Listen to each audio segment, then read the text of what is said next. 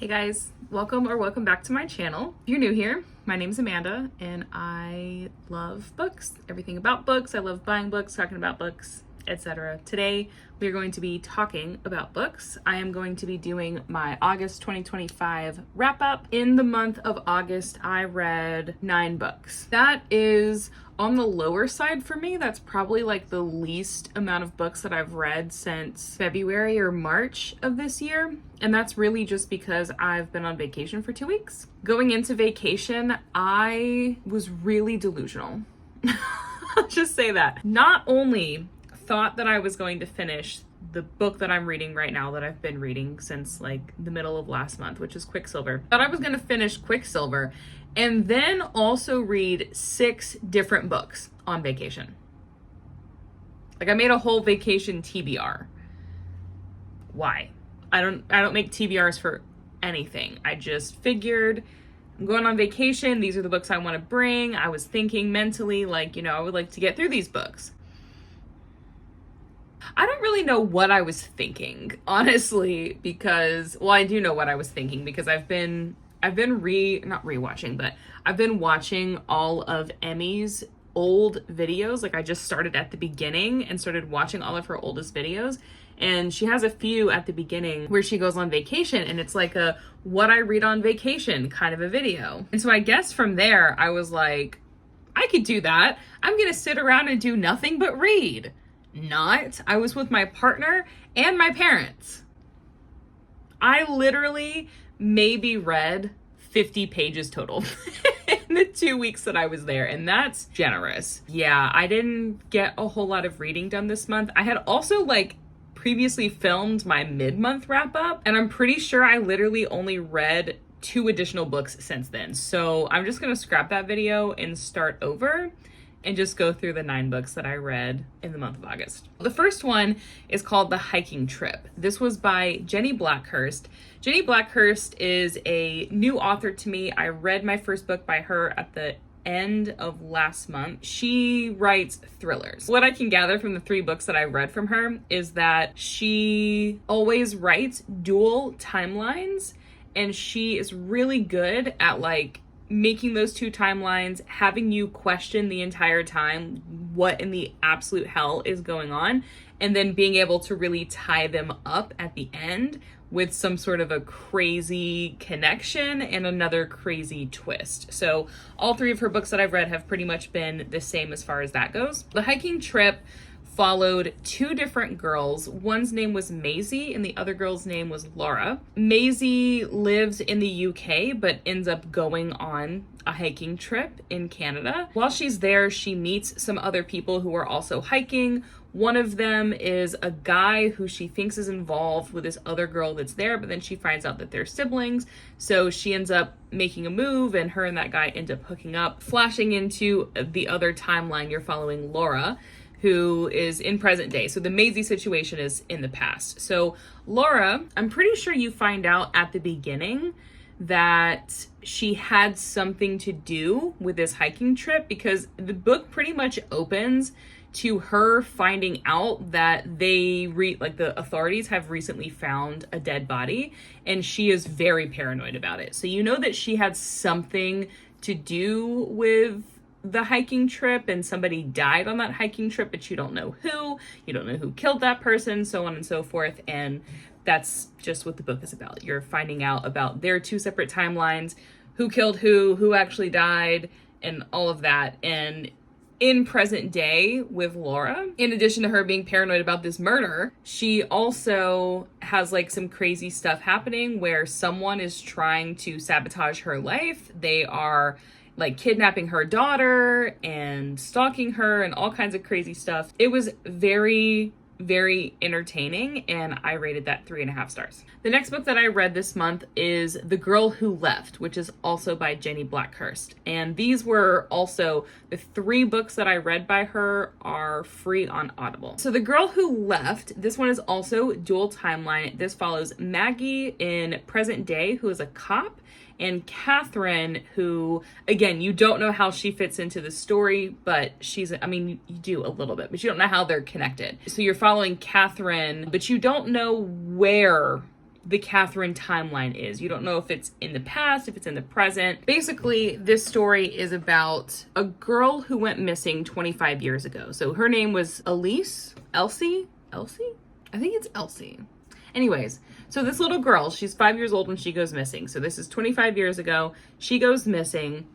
Catherine is the best friend of this little girl who goes missing. So at the time, she loses her best friend, and then you don't know why, but her dad is charged with basically the kidnapping and essentially like some sort of child abuse situation of this little girl. He's been in prison for the last 25 years. And the entire time, Catherine is trying to come to terms with the fact that her dad is the one that did this to her best friend, and she's, going through her own issues.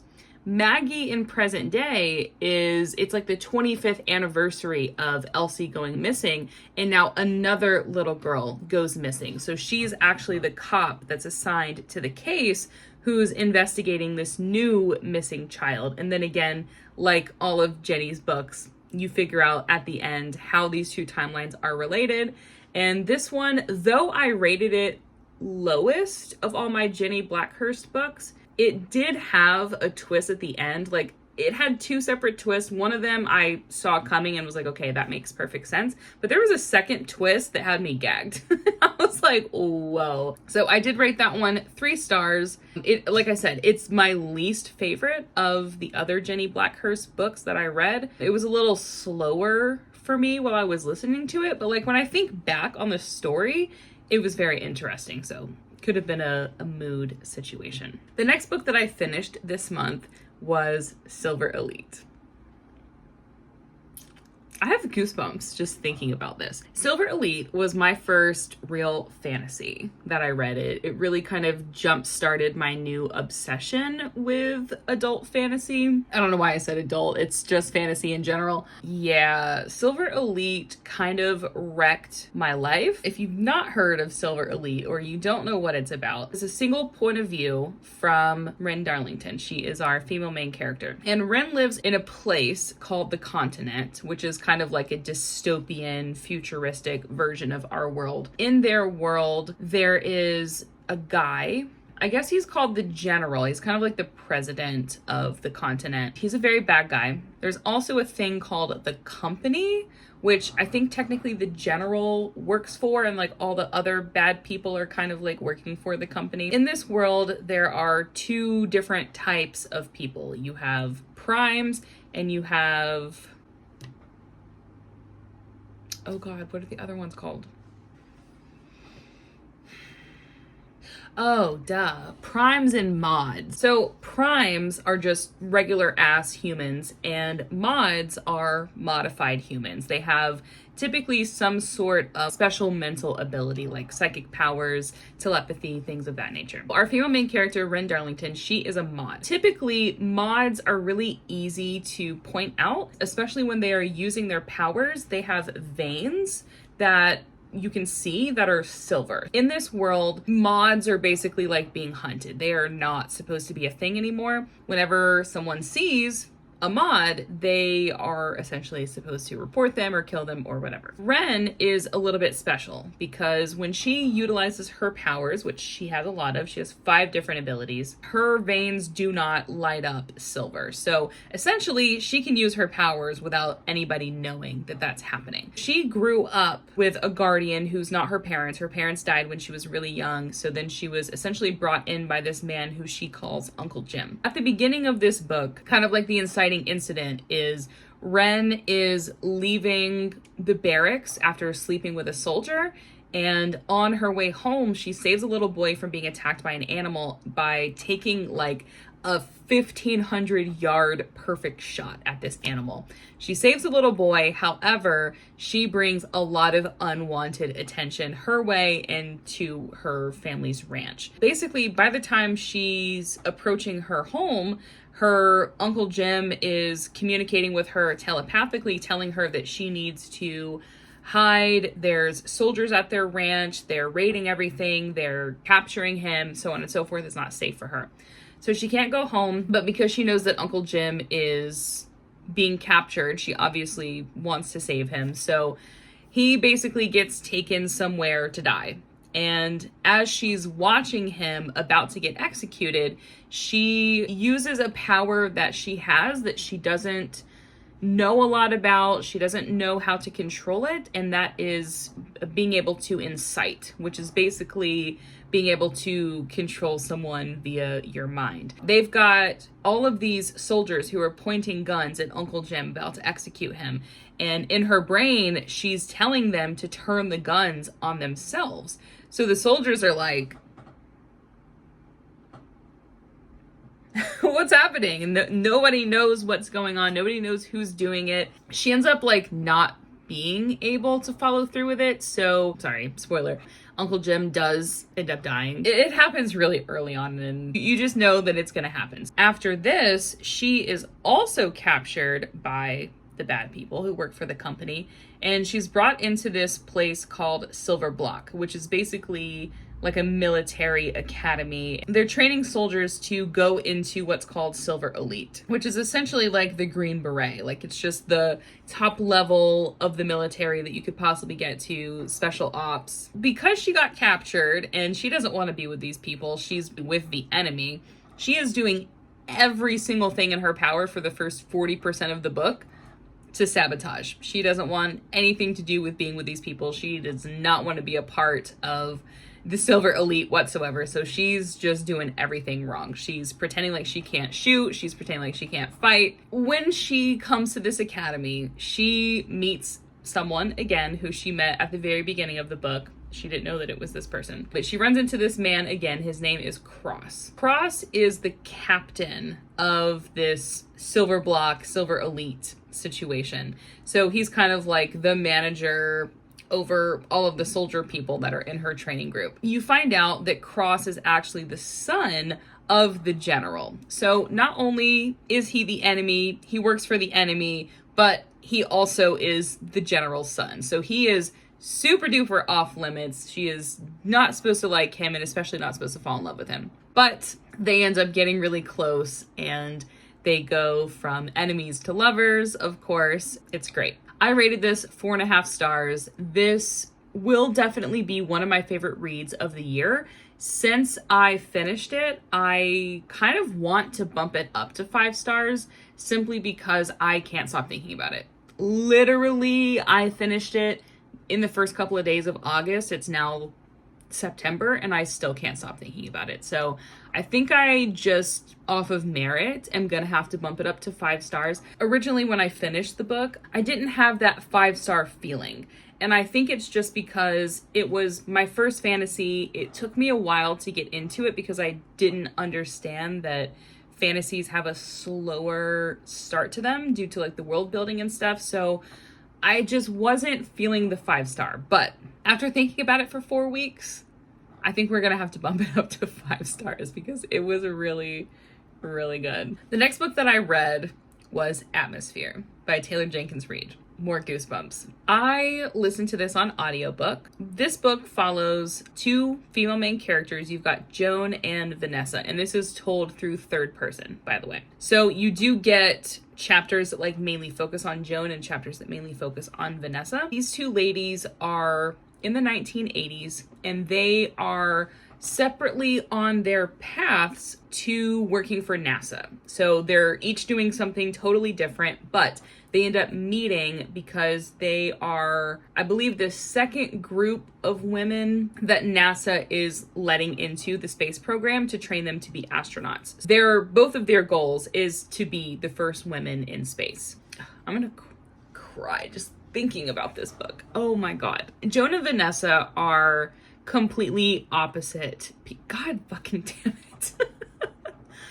Joan and Vanessa are completely opposite people. Joan is like the good girl, and Vanessa is the reformed bad girl. When they meet at NASA, they just become really good friends at first, and it eventually leads into feelings. Joan essentially doesn't know that she's gay, and Vanessa awakens that in her. Their love story, along with their story of getting into space. I know that sounds probably boring to most people, but when I tell you, this book was 6 stars.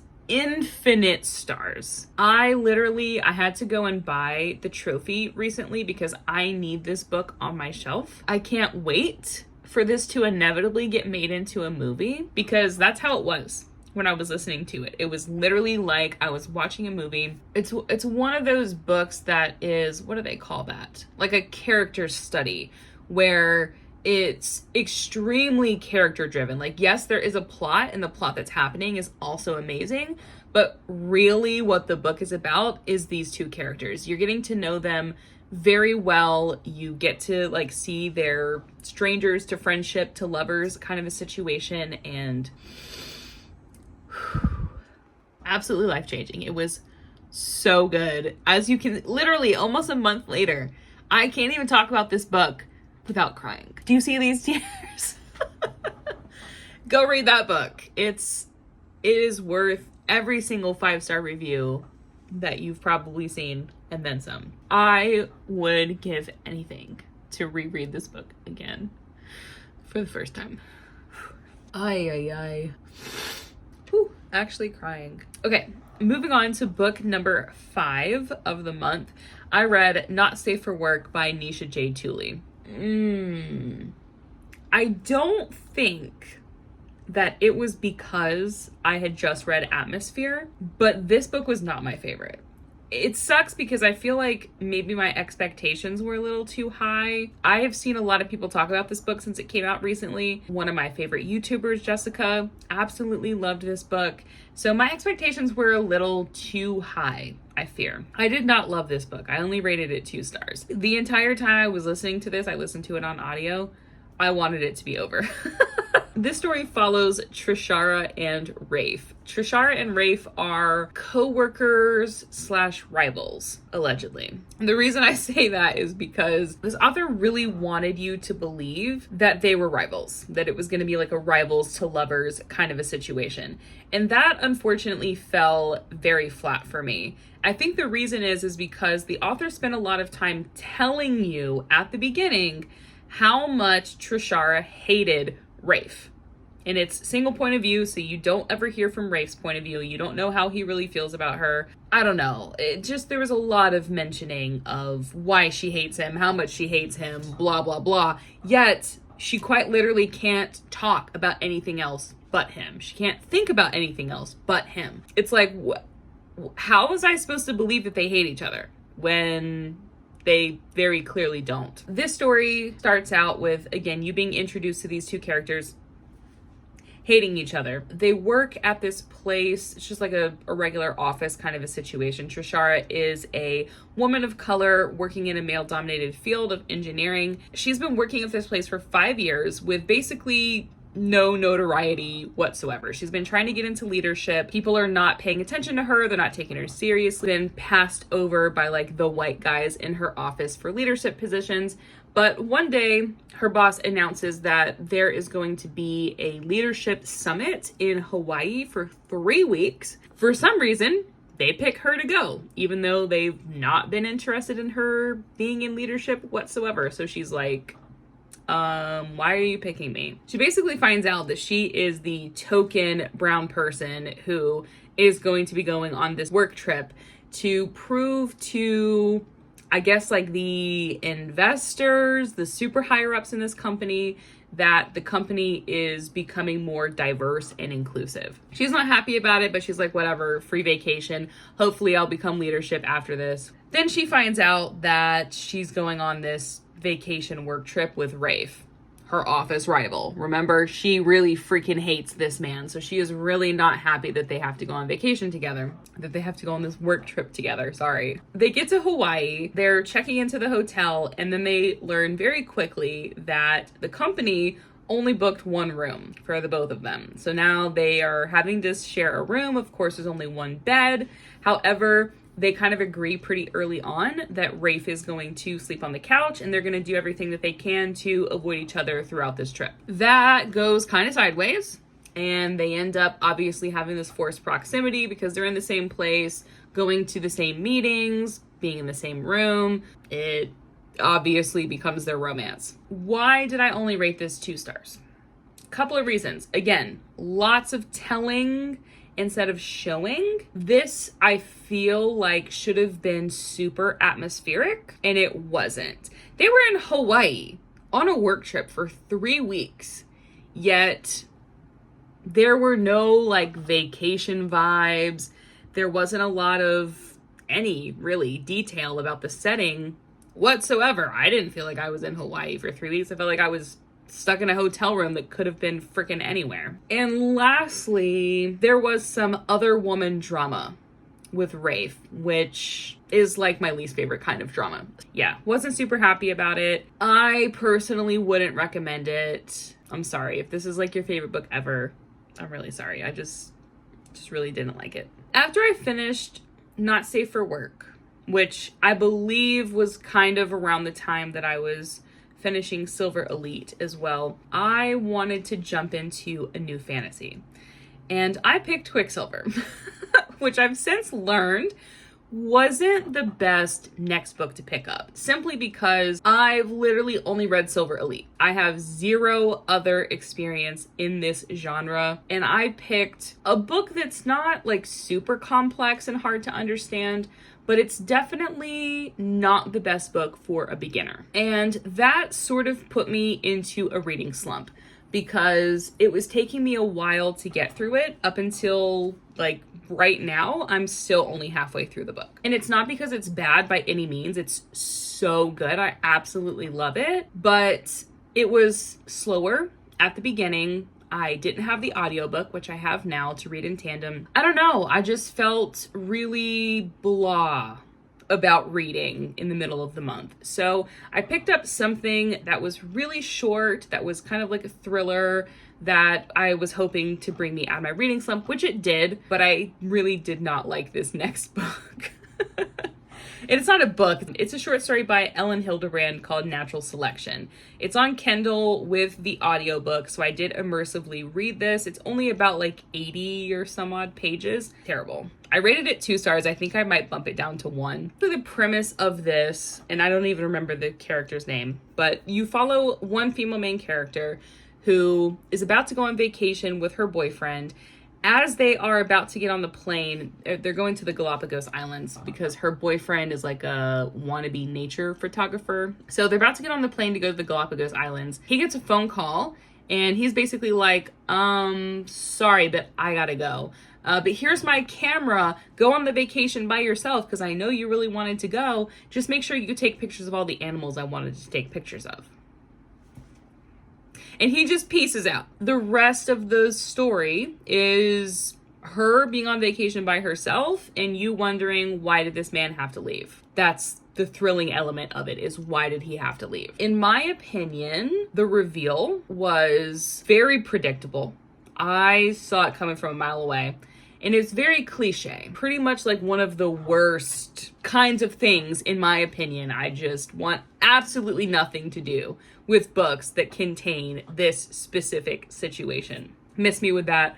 I'm going to downgrade it to a 1 star. Absolutely hated it. However, it did get me out of my reading slump, and it did get me back in the mood to finish another book that I started last month, which was Face Off by Chelsea Curto, which is the first book in the DC Stars series. This book follows Maverick and Emerson, also known as Emmy. They are both hockey players, which was really cool. Emmy is playing hockey for like a lower league kind of a hockey team, and she gets traded to the DC Stars, which is kind of like an all-star hockey team. Maverick is the captain of the DC Stars, and they have a really hilarious meet cute. Basically, Maverick thinks that Emmy is a fan waiting to get his phone number. Yeah, he learns the hard way that no, homegirl is now a player on your team. And he's like, really? That's interesting. They're both attracted to each other. Emmy is definitely one of those colder, more distant, misunderstood kind of female main characters, which I absolutely loved.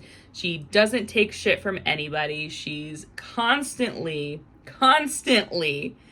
giving Maverick shit. And Maverick is like golden retriever, perfect, bow to your feet kind of male main character. absolutely loved him. I did only rate this book 3.5 stars, but the reason why is I feel like my expectations were a little too high. I did read this off of the recommendation of Emmy, who blasted through this series a couple of weeks ago, and she absolutely loved it, so I was expecting to be completely obsessed with it, and I think I just haven't been in the mood for contemporary romance. It's a little boring to me right now since I started my fantasy journey, so yeah. Take that with a grain of salt because it was an absolutely excellent book. I don't know. I think I'm going to move. I'm changing a lot of ratings here. I think I'm going to change this to 4 stars because it really was very good. Anyway, I'm going to bump that up to 4 stars because it was absolutely fabulous now that I'm like thinking back on the story. I will warn you though, that if you have read the Windy City series by Liz Tom Ford, this book mirrors Mile High, book 1 in the Windy City series. Were those words? It mirrors Mile High from the Windy City series. Not 100%, but there are enough weird coincidences for you to be like, huh? But yeah, it was really good. And the story is basically just about Emmy and Maverick being on the same team, her learning how to work for the NHL, them going from enemies to lovers, and that's pretty much it. It's just your basic rom-com. The next book that I read, I am so sad that I did not love this book. This book was A Bargain So Bloody by Vasilisa Drake. I fear my expectations were far too high for this book. It was a little bit of a journey for me with this book because I saw this come available on NetGalley like a month and a half ago before it was released. And it has a really cool cover. I was like, I want to be a romantic girly. I want to read this book. And I requested on NetGalley the ebook as well as the audiobook. And I got denied for both. What the heck is that about, NetGalley? I don't often get denied from ARCs or ALCs on NetGalley, so I was taking this a little personal. I was like, really? I actually really wanted to read this book. Dang. I saw it available on Hoopla from the library and snatched it. I was like, oh, we're reading this now. We're reading this book now. My expectations were that this was going to be a vampire gothic romantasy. Not exactly on the romance. This book follows 2 main characters. You do only get a single point of view from the female main character, but it follows Samara and Raphael. Samara starts off being a prisoner. She is serving a 15-year prison sentence, which she's already served 12 years of. She's on the outs. She's thinking about being able to get out in 3 years. You find out that she's obviously being treated very, very poorly at this prison. She's dirty, she's gross, she's not really eating. Like, I don't know how she's survived in these conditions, to be honest. But here she is, and she kind of like works at the prison as well. So at the very beginning of the book, like as you're introduced to her, she gets told that she needs to go visit one of the other prisoners, who ends up being Raphael, who ends up being the male main character. Raphael is the most dangerous prisoner because he's a vampire. She reluctantly goes and completes her task, and as she's talking to Raphael, he's basically telling her that he's going to escape, she's going to help him, and if she helps him, then he will let her escape with him.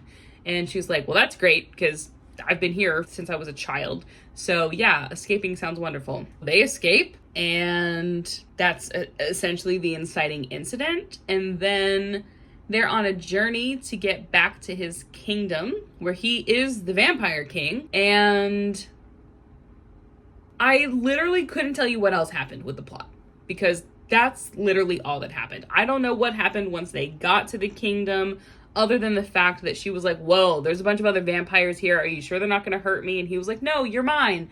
I've already claimed you. No one else can have you. Okay. But then nothing happens between them. Like, I thought this was going to be a romance, and not a single thing happens between them until the last chapter. And you're like, where did this even come from? Like, you know that she feels some type of way about him at some point, and you can tell based off of his actions that he cares for her, but there's not any romantic tension at all. So when it happens, you're like, huh? Like, I was expecting this in chapter 5, not chapter 75. I really did not enjoy this book at all. I gave it 2 stars. We're gonna leave it at 2 stars because it was something, but yeah, I don't think I'll be continuing this series when the next book comes out. The last book that I read this month is one of my favorites. It's probably going to be one of my favorite reads of the year. So I had 3 favorite reads of the year in this month. This last book was Listen for the Lie by Amy Tintera. I've been seeing this book all over my Fable feed for the last few months. Everybody talking about how you gotta listen to the audiobook. The audiobook makes it the best. It was finally available at the library, and I snagged it. And listen, this lived up to the hype. I did rate it 4 stars. It's really difficult for me to fathom rating a thriller higher than that, so I think I'm gonna leave it at 4 stars, but it is a high 4 stars. This book was absolutely incredible. This book follows a single point of view of your female main character named Lucy. When you first meet Lucy, she is in Los Angeles. Her grandma convinces her to come back to her hometown, I believe for her grandma's birthday or something like that. She's only supposed to be there for the weekend. So she reluctantly agrees to go back to her hometown, which she hasn't been to in over 5 years since she was accused of murdering her best friend. Simultaneously, there is a podcast that's being released about her best friend's case. The host of the podcast, his name is Ben. He is also, he finds out that Lucy is going to her hometown, so he ends up going there as well. You find out kind of who put him up to this and got involved in it and whatnot, but he ends up meeting Lucy, wants her to give her interview, and essentially she's like, fuck it. I haven't told anybody anything for these 5 years, and I don't remember that night, but I'm gonna try and talk to Ben and tell him my truth. In between each of, I'm pretty sure it's every single chapter. So in between every single Lucy chapter, you also get snippets from Ben's podcast where he's interviewing other people who were in her world, who were involved in that case. Along the way, Lucy and Ben develop feelings for each other. What's interesting is there's actually spice in this thriller. It's not super heavy on the spice. It's not super explicit, but it's spice nonetheless. And it kind of caught me off guard, but I was like, okay, I'm here for it. This book is absolutely incredible. I didn't see who the killer was coming. I didn't see just the general way that the plot turned out. I didn't see any of it coming. So in my opinion, that's one of the things that made it absolutely awesome. In addition to the narration was top tier. You had a full cast of characters. They did an absolutely incredible job narrating all of these individual characters. It was great. I'll be thinking about it for a while. Those are the 9 books that I read in the month of August. If you've read any of these books, let me know in the comments below. If you haven't read them, let me know if any of these are of interest to you. Thank you so much for hanging out with me for a little bit. If you enjoyed this video, please like and subscribe, and I will see you in the next one. Bye.